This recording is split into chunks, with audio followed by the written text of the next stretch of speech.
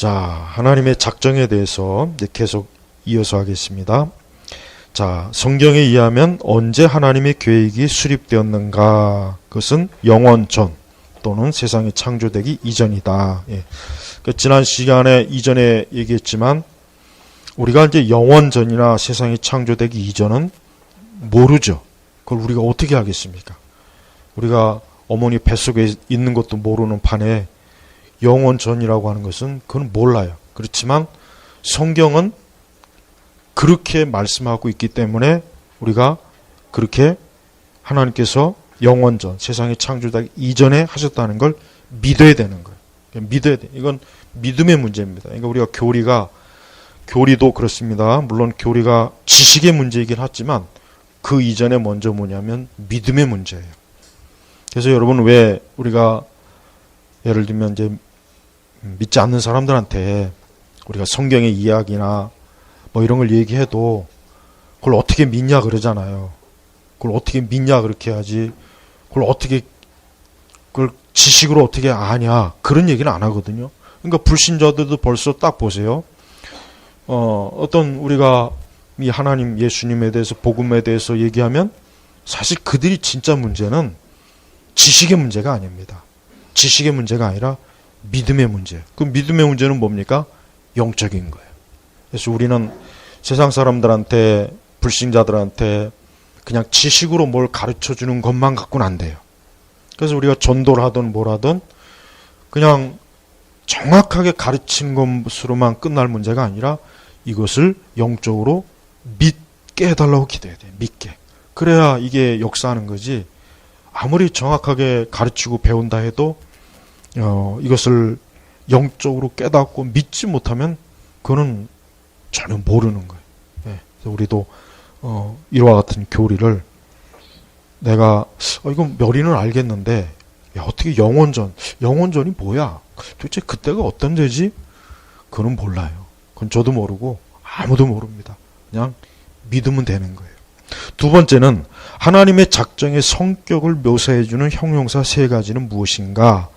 이것은 첫째, 지혜롭고 자유로우시며 거룩하다. 그러니까 하나님이 뭘 하시든 하나님은 지혜롭습니다.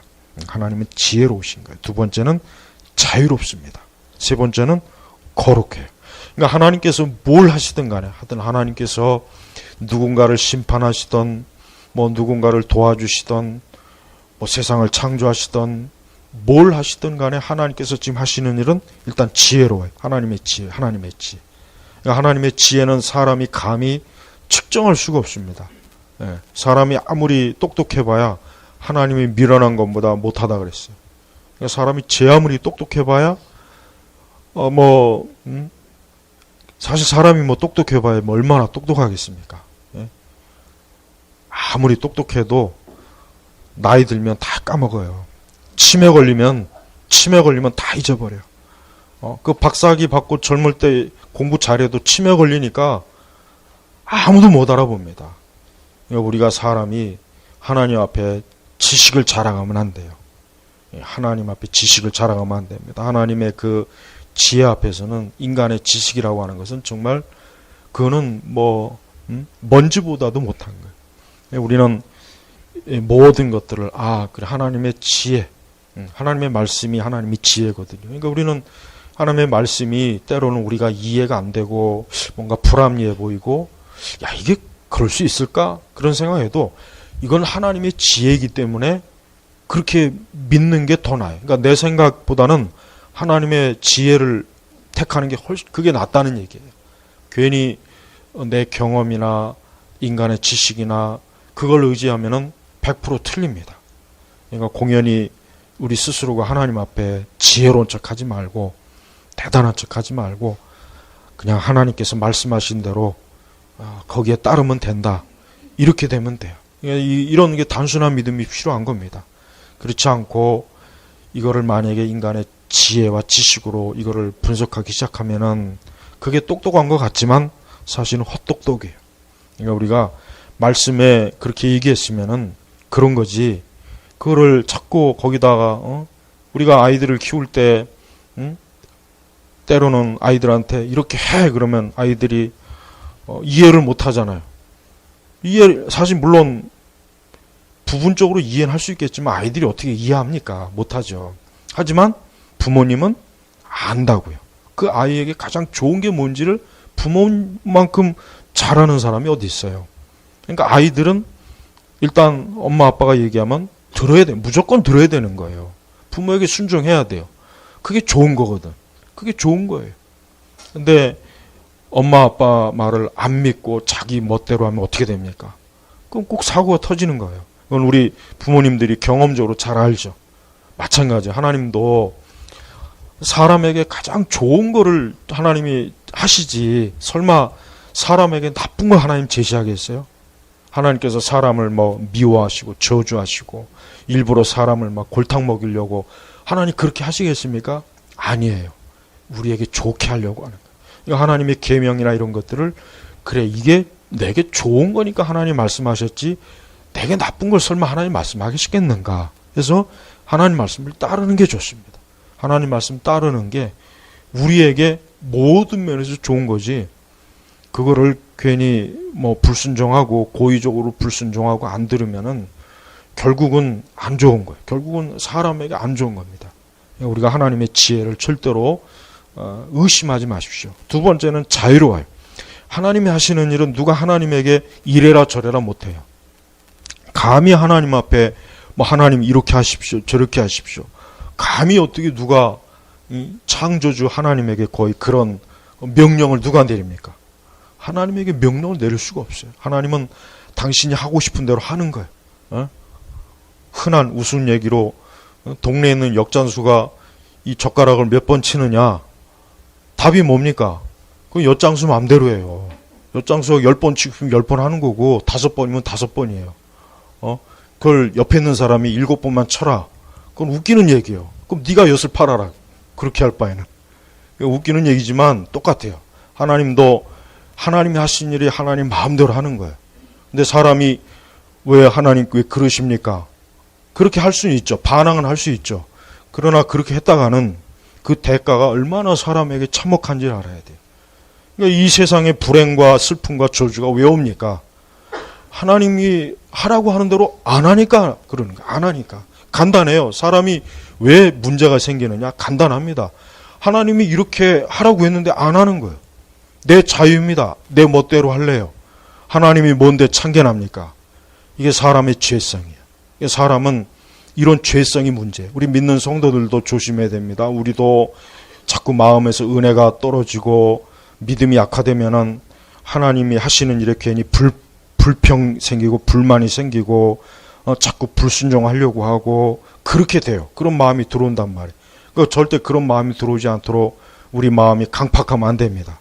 마음이 부드럽고 항상 하나님 말씀을 달게 기쁘게 받아들여야지 하나님에게 반항을 하면 안 됩니다. 하나님에게 반항하는 것 자체가 벌써 그거는 그 사람에게는 소망이 없는 거예요. 소망.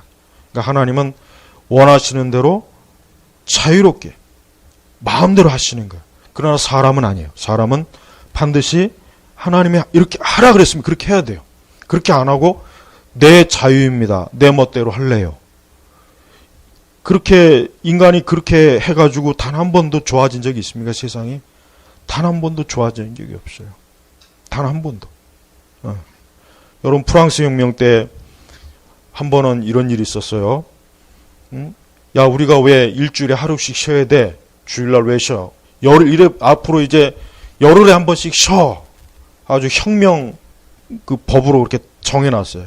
근데 얼마 안 있다가 다시 원래대로 돌아갔어요. 근데 그 짓을 러시아 혁명 때도 또 그랬어요. 러시아 혁명 때도 이 공산주의자들이 우린 이제부터 일주일에 한 번이 아니라 열흘에 한 번 그렇게 했는데 얼마 못 가서 또 원상복귀 됐어요. 안 되는 겁니다. 사람은 하나님이 정해놓은 질서가 있어요. 우주의 질서, 물리적인 질서, 인간의 그 도덕적, 윤리적 질서가 있단 말이에요. 근데 그 질서를 사람은 어때요? 깨고 싶어 하는 거예요. 하지 말라면 꼭 하고 싶어 하잖아요. 이게 사람의 죄의 본성이거든요. 근데 그렇게 하면 그 대가는 고스란히 나에게 어때요? 고통으로, 환난으로, 재앙으로 오는 거예요. 재앙으로. 그러니까 우리는 하나님은 자유로우시지만 우리는 자유가 없다고 해야 돼. 인간의 진정한 자유는 하나님을 따를 때 그때 자유가 생기는 겁니다. 근데 사람은 거꾸로 알죠. 하나님에게 반항해야 내가 자유로운 건 줄 아는데 그렇게 살다간 사람들이 자살했어요. 철학자도 보십시오. 자기가 자유로운 줄 알고 살지만 결국 끝은 자살로 끝나고 불행하고 얼마나 비참합니까? 그러니까 우리는 하나님에게 순종할 때 그래야 사람이 자유로운 거예요. 세 번째는 거룩합니다. 그러니까 하나님이 하시는 일은 거룩해요. 하나님은 목적도 거룩하지만 수단과 방법도 하나님 거룩하신 분이에요.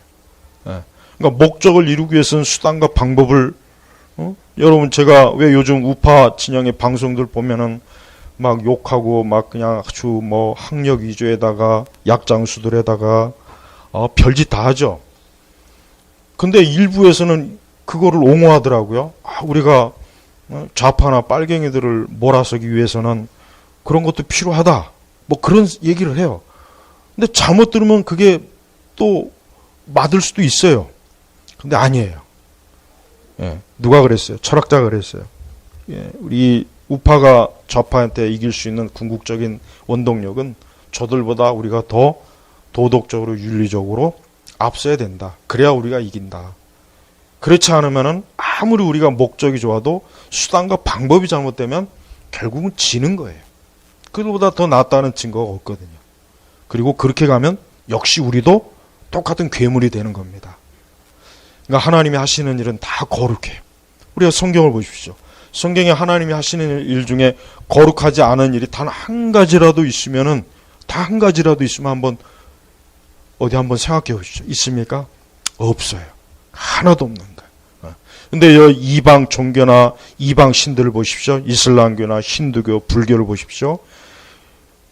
거기는 어떤 목적을 달성하기 위해서 수단과 방법을 상황에 따라 수시로 변해요.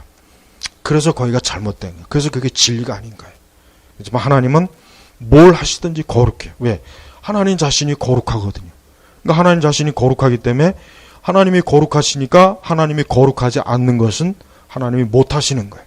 못하는 겁니다.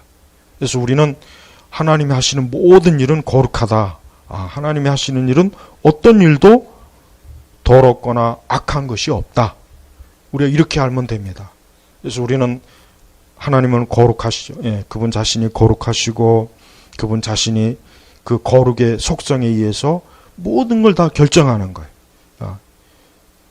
그러니 우리 자신도 하나님이 하시는 일이 거룩하니까 우리도 매사의 모든 일에 항상 거룩을 쫓아야 됩니다. 그게 어렵고 그게 우리의 재성하고 늘 부딪히지만 성도는 하나님이 거룩하시니까 우리도 거룩해야 된다는 건 이건 아주 기본 중에 기본이에요. 그러니까 우리가 하나님의 작정의 성격은 지혜롭고 자유롭고 거룩하다. 이 세 가지를 꼭 명심해야 됩니다. 이건 우리의 신앙생활에 그대로 적용이 되는 거예요. 우리가 뭘 하든지 하나님의 지혜, 또 항상 하나님에게 복종하는 게 우리의 자유고, 세 번째는 우리의 모든 것이 다 뭡니까? 하나님 앞에서 거룩하게 매사에 할 수 있느냐, 하여튼 최선을 다해서, 우리가 완전하지 않겠지만 최선을 다해서 거룩해서 하나님 앞에서 우리가 이런 것들을 늘 어때요? 주의해야 되는 거예요. 그러니까 우리는 이 하나님의 작정이 이 세 가지가 있다는 걸 꼭 알고 우리의 실천신앙에서도 이 세 가지가 반드시 필요하다. 이 세 가지 중에 한 가지만 빠져도 안 됩니다. 이 세 가지 중에 단 한 가지도 제어놓는다는 것은 그건 불완전한 거예요. 근데 하나님은 완전하신 분이니까 항상 그분은 이 세 가지가 늘 그분이 하시는 모든 일에 늘 이와 같은 것들이 있다는 거, 이걸 꼭 명심하시길 바랍니다.